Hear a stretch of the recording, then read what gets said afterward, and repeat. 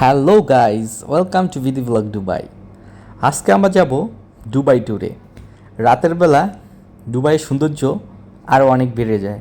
সেই জন্য আজকে আমরা প্ল্যান করে বের হয়েছি রাতের দুবাইকে উপভোগ করার জন্য। ইতিমধ্যেই রাত 10টা।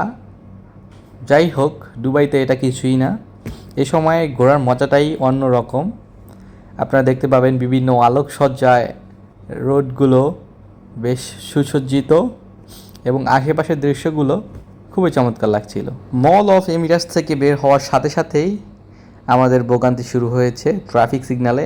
কারণ এইখানে 3-4টা রোডের একসাথে সংযোগ হওয়ার কারণে এখানে একটু পরপরই আপনার ট্রাফিক সিগন্যালের যে লাইটগুলো আছে সেইগুলো, এবং এখান দিয়ে অনেক ট্যুরিস্টরা রাস্তা পারাপার করে, সেই ক্ষেত্রে অনেকটা বেগ পেতে হয় এখানে। যাই হোক, অল্প কিছুক্ষণের মধ্যেই এখানের ট্রাফিক সিগন্যালগুলো 2-1 মিনিট থেকে থাকে, তারপরে এগুলো নর্মাল হয়ে যায়।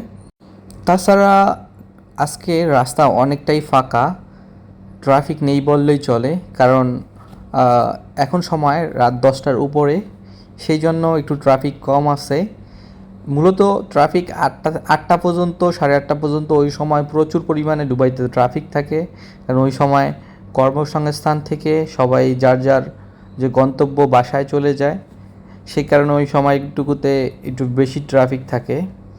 এখন যেহেতু 10টার উপরে, প্রায় 10:30-35, তো সেই কারণে এখন অনেকটাই নিরিবিলি এবং নির্জন। শুধু কিছু কিছু মানুষ আছে যারা রাতের বেলা ঘুরতে প্রয়োজন, সেই সকল গাড়িগুলো আর কি রাস্তায় দেখা যায়। এবং ট্যাক্সি এখানে তো দুবাইতে সারা রাত্র আপনি যে কোনো সময় আপনি এখানে ট্যাক্সি পাবেন। কারণ এটা যেহেতু ট্যুরিস্ট একটা কান্ট্রি, সেই ক্ষেত্রে এখানে সব সময় ট্যুরিস্টের আনাগোনা থাকে। দুবাইতে দিনরাত 24 ঘন্টাই এখানে গাড়ি চলাচল করে, কারণ এই শহর ঘুমায় না। এখানে রাতের বেলা দিনের চাইতে উপভোগ করার মতো একটা সময়। কারণ দিনের বেলা প্রচুর রৌদ্র এবং গরমে বেহাল অবস্থা। সেই কারণে আমি তো সব সময় পছন্দ করি যে রাতের বেলা ঘুরতে, কারণ রাতের বেলা নিরিবিলি, দিনের চাইতে একটু কম বিজি থাকে রাতের সময়টাও অনেক সুন্দর হয়। দুবাইতে আপনি যদি ভ্রমণ করেন, তাহলে আপনি যদি ট্যাক্সি নিয়ে ভ্রমণ করেন, সেক্ষেত্রে আপনার খরচ অনেকটাই বেশি পড়বে, কারণ দুবাইতে ট্যাক্সি অনেক এক্সপেন্সিভ। তাছাড়া আপনি মেট্রো বা বাস ব্যবহার করতে পারেন এক জায়গা থেকে আরেক জায়গায় মুভ করার জন্য।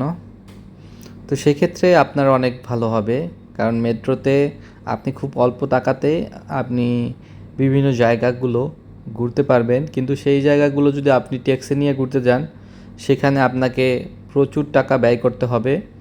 এখানে দুবাই মেট্রো স্টেশন, যে কোনো স্টেশনে আপনারা বাস কার্ড বা মেট্রো কার্ড যেটাই হোক আপনারা পেয়ে যাবেন। তো সেইগুলো আপনারা সংগ্রহ করে আপনারা বাসে, ট্যাক্সিতে, মেট্রোতে সব কিছুতেই ভ্রমণ করতে পারেন সেই কার্ড দিয়ে। সেটা হবে বেটার, কারণ আপনি যেহেতু একটা দেশে ঘুরতে আইছেন, সেক্ষেত্রে আপনার অবশ্যই ওই সময় টাকা সেভ করা প্রয়োজন। কারণ আপনি একটা দেশকে এক্সপ্লোর করার জন্য প্রচুর পরিমাণে টাকার প্রয়োজন হয়। সেক্ষেত্রে যদি আপনি খুব সহজ রাস্তাগুলো বেছে নেন, সেক্ষেত্রে আপনার খরচ একটু বেশি হবে। আপনারা যদি খরচ কম করতে চান, তাহলে এইগুলো যেমন বাস, ট্যাক্সি বা মেট্রো সব কিছুই আপনার ওই কার্ড দ্বারা ভ্রমণ করতে পারবেন। সেক্ষেত্রে আপনাদের অনেক ইজি হবে। আর আপনারা যদি সহজ রাস্তা বেছে নেন, তাহলে ট্যাক্সি সেটা অনেক ব্যয়বহুল। মেইন হাইওয়েতে মনে হচ্ছে যে গাড়িগুলো একেবারে স্লো যাচ্ছে, যেটা মনে হচ্ছে, আসলে কিন্তু সেটা নয়। গাড়িগুলো প্রায় স্পিড 140-140-এ আছে।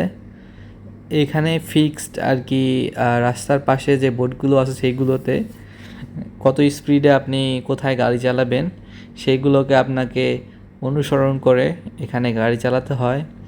সেক্ষেত্রে সবাই ওই স্পিডটা মেনটেন করে গাড়ি চালায়।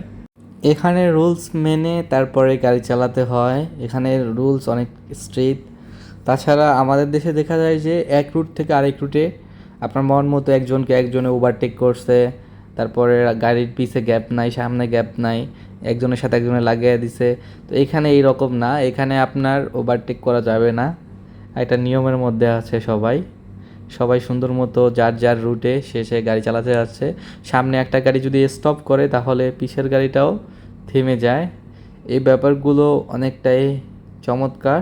তো আজকের মতো এই পর্যন্তই। যারা আমাদের চ্যানেলটাকে এখনও সাবস্ক্রাইব করেনি তারা দয়া করে আমাদের চ্যানেলটাকে সাবস্ক্রাইব করে দিন। ধন্যবাদ সবাইকে।